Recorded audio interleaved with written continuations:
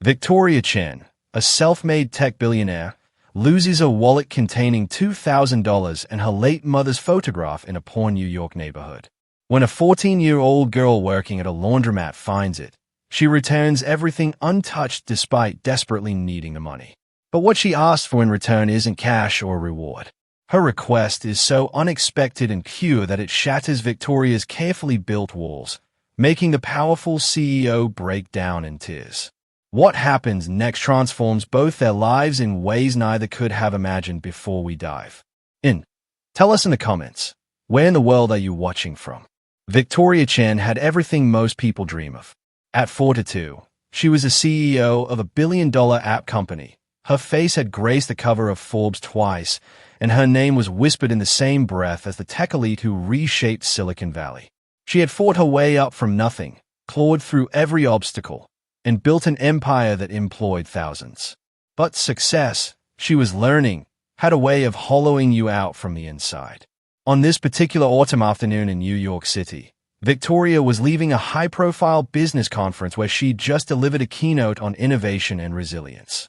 Her teenage son Marcus, 16 and resentful, trailed behind her with his headphones on, scrolling through his phone.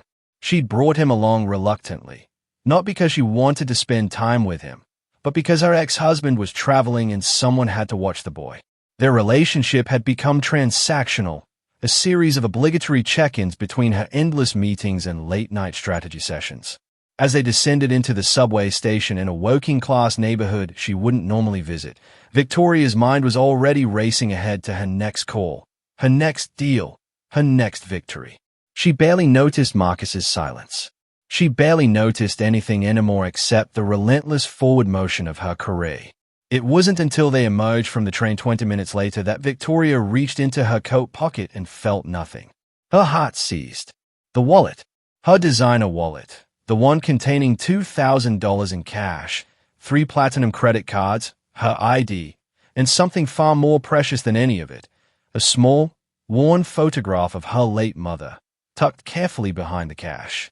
It was the only photo she carried with her, the only physical reminder of the woman who had raised her with calloused hands and unconditional love before cancer took her 5 years ago. Victoria's breath caught. She spun around, retracing her steps mentally, patting down every pocket with increasing desperation. Marcus finally looked up from his phone, noticed the panic in her eyes, and pulled out his headphones. "What's wrong?" he asked, his tone flat, practiced in disinterest. "My wallet," she said, her voice tight. "It's gone." And just like that, the woman who controlled boardrooms and commanded millions felt completely, utterly powerless. Back at their luxury hotel suite overlooking Central Park, Victoria paced the marble floors while Marcus sat on the leather sofa, watching her with something that looked like pity. She'd already called the subways lost and found 3 times, filed a police report, and canceled her credit cards. But none of that mattered. It was the photograph she couldn't replace, and the realization of its loss had cracked something open inside her that she'd kept sealed for years. "You know what's funny?" Marcus said, breaking the silence. His voice carried an edge she'd heard more and more lately. "You're more upset about losing that wallet than you've been about anything involving me in the past year." Victoria stopped pacing. "That's not fair, Marcus. Isn't it?" He leaned forward, his eyes meeting hers with an intensity that startled her. "When was the last time we had dinner together? When was the last time you asked me how school was going? You brought me to New York like I'm some kind of luggage you have to keep track of." She wanted to argue, but the words wouldn't come. Because he was right. Victoria had grown up in a wealthy family, the kind where appearances mattered more than connection. When she was 25, her father's real estate empire collapsed overnight, buried under debt and scandal. Everything vanished. The penthouse, the cars, the country club memberships, the easy certainty of a secure future. Victoria had to rebuild from absolute zero, working 3 jobs while finishing her MBA at night. She'd learned that money wasn't just about comfort, it was about control, about never being vulnerable again. That hunger had driven her to create something extraordinary, but it had also consumed her marriage and was now devouring her relationship with her son. "Your grandmother would be ashamed of who you've become," Marcus said quietly, and the words landed like a physical blow. She used to make you slow down. Remember? Sunday dinners, her handwritten recipes, the way she'd make you put your phone away and just be present. He paused, his teenage bravado faltering into something more fragile. You've become exactly like the rich people she used to warn you about.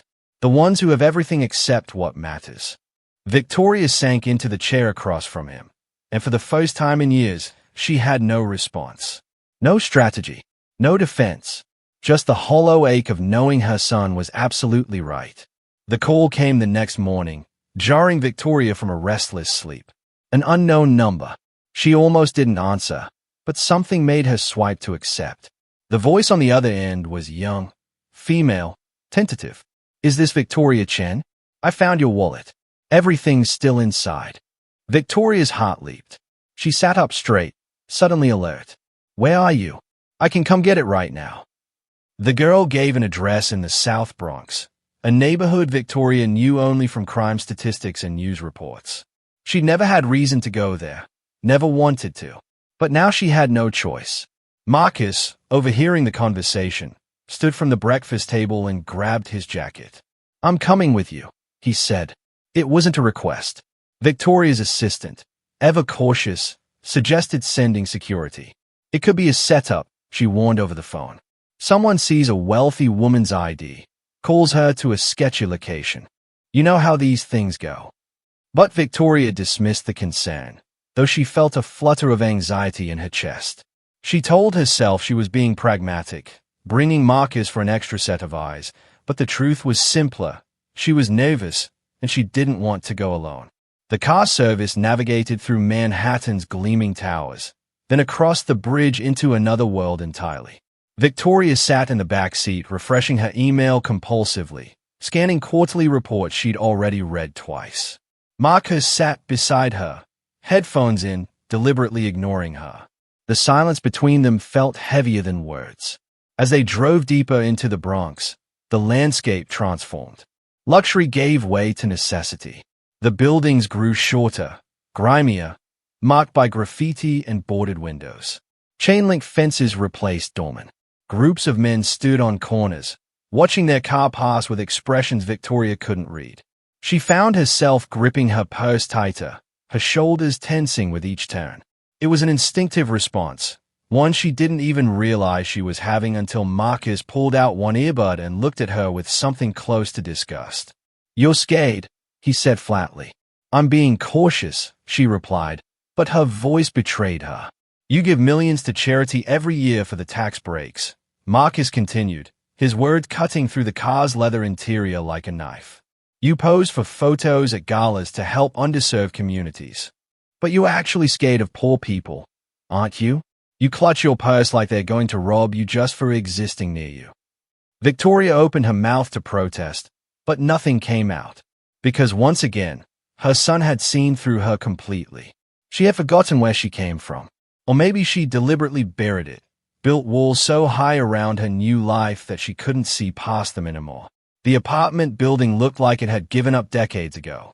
Cracked concrete steps led to a heavy metal door covered in faded notices and graffiti tags. Victoria and Marcus climbed to the third floor, the stairwell smelling of old cooking oil and something faintly medicinal. When they reached apartment 3C, the door opened before Victoria could knock. The girl standing there was 14, maybe younger. Small for her age, swimming in an oversized donated sweatshirt with a faded logo Victoria didn't recognize. Her jeans were rolled at the ankles, clearly made for someone taller. But her eyes were what stopped Victoria cold. Bright, intelligent, alert with the kind of awareness that comes from growing up too fast. She held Victoria's wallet in both hands like it was something sacred. Ms. Chen, she asked, her voice steady despite obvious nervousness. I'm Lily. I found this yesterday on the subway. Victoria took the wallet, her hands trembling slightly as she opened it. Everything was there. Every bill, every card, every piece of identification. And there, tucked behind the cash exactly where she'd left it, was the small photograph of her mother and the handwritten recipe card in her mother's careful script. Victoria's throat tightened. She looked up at Lily, searching for some explanation that made sense. "Nothing's missing," Victoria said, her voice thick with emotion. "You returned $2,000. Intact." Lily nodded, as if this was the only logical choice. "It wasn't mine to keep." Victoria reached into her purse and pulled out $500 bills, pressing them toward the girl.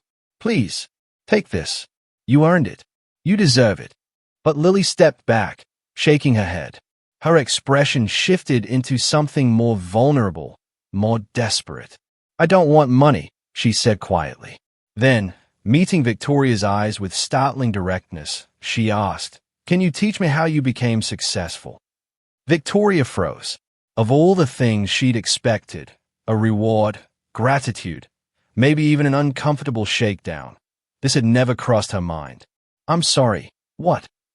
Lily's words came faster now, tumbling out like she'd rehearsed them 1,000 times. "I looked you up after I found your ID. Victoria Chen, CEO of Apex Solutions. Forbes called you one of the most innovative tech leaders of the decade. The article said you came from nothing, that you built everything yourself." She paused, her voice cracking slightly. "I live with my grandmother. She's sick, diabetes, and we can't always afford her medication. My parents died in a car accident 3 years ago. I work part-time at a laundromat after school, and I get straight A's, but I don't know what I'm doing wrong." Victoria felt something crack open in her chest. She glanced at Marcus, who was staring at Lily with an expression she couldn't quite read. "Everyone tells me to work hard and I'll succeed," Lily continued, and now there were tears threatening at the corners of her eyes. "But I work as hard as I can. I study until midnight. I take every shift they'll give me, and we're still drowning. So how did you do it? What am I missing?" "Because I returned your $2,000 even though that money would have changed everything for us. I did it because that's what good people do, right? But sometimes I wonder if being good is enough." She took a shaky breath. "How did you do it, Ms. Chen?" The question hung in the air like a judgment, and Victoria realized, with sudden, devastating clarity, that she was staring at herself 20 years ago, hungry, desperate, willing to sacrifice everything for a chance at something better.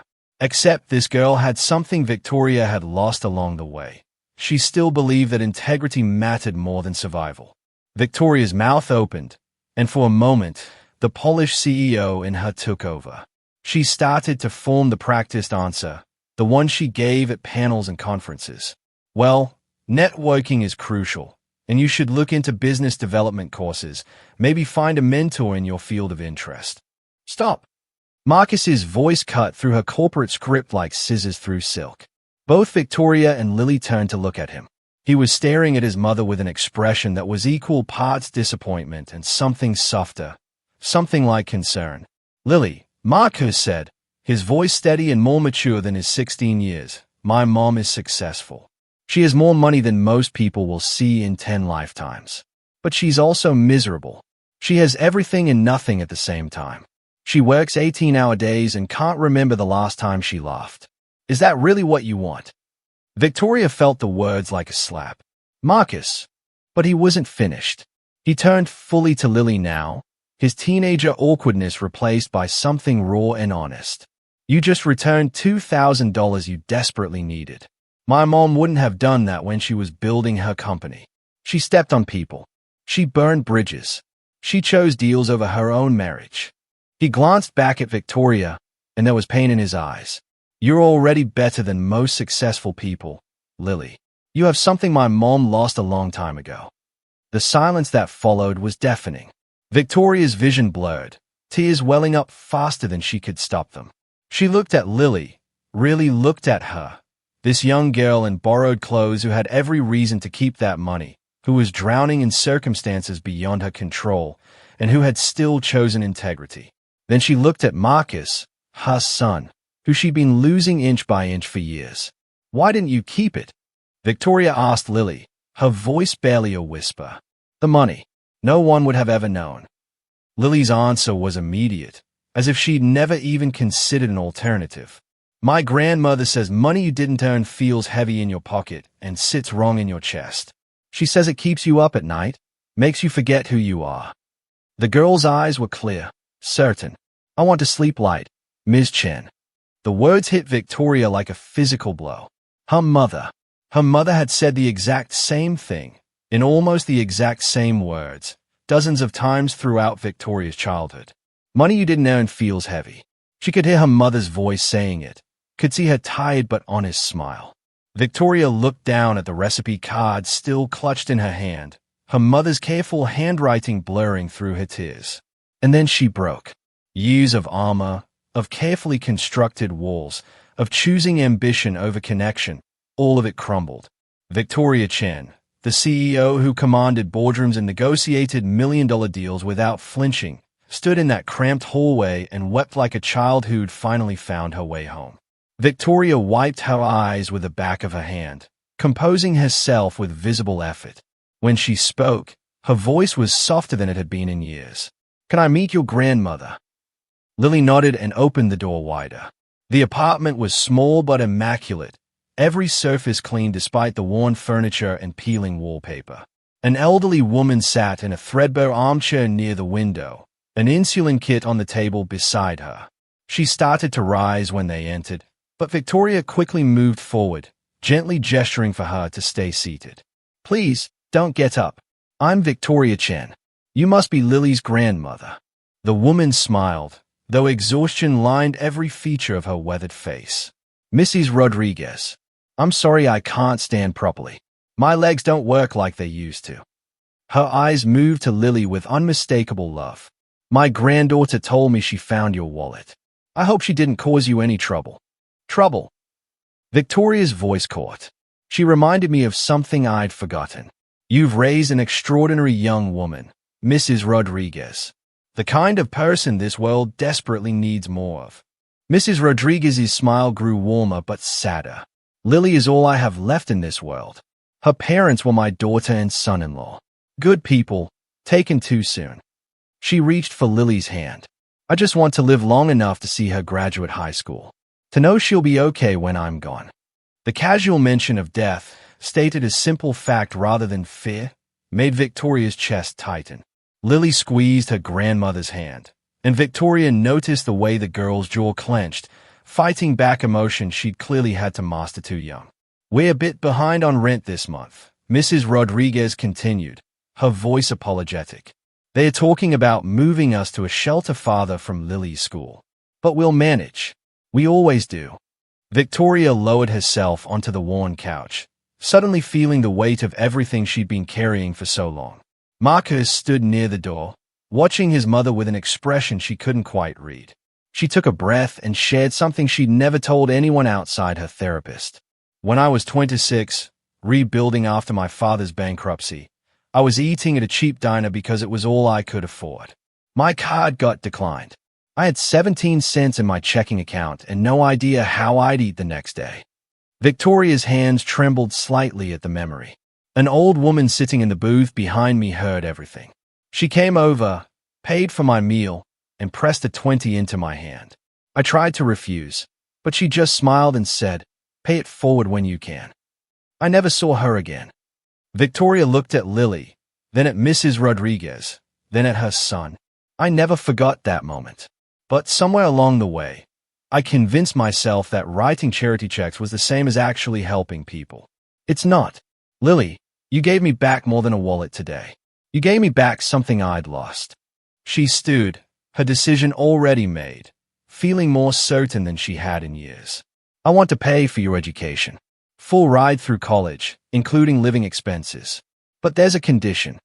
She paused, making sure Lily understood this wasn't charity. "You have dinner with Marcus and me once a month. We talk about school, about life, about your dreams. Because I need you to teach me something too. You reminded me what integrity looks like, what it means to choose right over easy. My son needs to see that. And honestly, so do I." Lily's eyes widened, tears spilling over. Mrs. Rodriguez brought a hand to her mouth, overwhelmed. "And Mrs. Rodriguez," Victoria continued, "my company has a healthcare foundation. We're going to make sure you get the medical care you need. Not someday, starting this week." Marcus stepped forward then, and when Victoria glanced at him, she saw something in his face she hadn't seen in years. respect, maybe even the beginning of forgiveness. 3 months passed, and everything changed. Lily was now enrolled at one of Manhattan's most prestigious prep schools, her uniform crisp and her backpack heavy with opportunity. Mrs. Rodriguez's health had stabilized under proper medical care, her insulin regulated, her energy slowly returning. But the most remarkable transformation was in Victoria herself. She'd restructured her entire work schedule. Dinners with Marcus happened 3 times a week now, up from the obligatory once-a-month appearances she used to squeeze in between. Meetings. They talked, really talked, about school, about his friends, about the things that scared him and the things that made him laugh. Marcus was doing better academically, but more than that, he was smiling again. The wall between them was coming down, brick by careful brick. The monthly dinners with Lily had become the highlight of Victoria's calendar, circled in red on her planner like the most important board meeting of her life. At their most recent dinner, Lily pulled out her report card with barely contained excitement. Straight A's, exactly as expected, but it was the teacher's note at the bottom that made Victoria's eyes well up. Lily is the most driven student I've ever taught. Her future is limitless. Marcus caught his mother's tears and grinned. Mom, you cry at everything now. Victoria laughed through her emotion, wiping her eyes with her napkin. Good, she said, her voice thick but certain. I was frozen for too long. Sometimes losing something valuable is how we find what truly matters. Victoria Chen lost her wallet that day on the subway, but she found something far more precious. She found her humanity again. She found her son. She found a reminder that success, no matter how spectacular, means absolutely nothing without connection. And she learned that the people who have the least often have the most to teach us about what really counts. In the end, it wasn't Victoria who saved Lily. It was Lily who saved her. If this story touched your heart, please leave a like and share it with someone who needs to hear it today. Have you ever had a moment where losing something led to finding something better? I'd love to hear your story in the comments below. These experiences connect us all.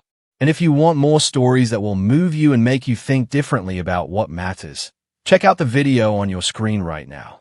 Until next time, stay kind, stay humble, and remember that sometimes the greatest treasures come disguised as losses.